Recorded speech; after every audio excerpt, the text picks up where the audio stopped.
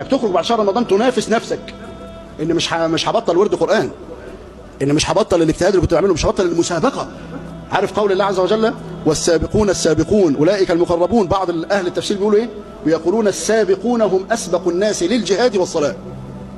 اللي هو عشان كده النبي صلى الله عليه وسلم في الحديث كده قال لو اخبركم بخير الناس قالوا بلى يا رسول الله، قال رجل على متن فرسه لا يسمع هيعة أو قرعة إلا انطلق إليها يجاهد في سبيل الله حتى يأتيه الموت وهو على ذلك. ورجل في شعب، اللي يجي بعديه في المرتبة الثانية إيه؟ رجل في شعب معتزل يعبد الله عز وجل فيه، اعتزل قومه في الشعب، قعد لوحده كده فضل يعبد ربنا سبحانه وتعالى فيه، يأتي في هذه المنزل، فأسبق الناس إلى هذا الصف وإلى إيه؟ وإلى ذاك الصف. يبقى دي أيضا من المعالم التي نعملها بعد شهر رمضان، ومن فضل الله عز وجل عليك في شريعته، إنه شرع لك إيه؟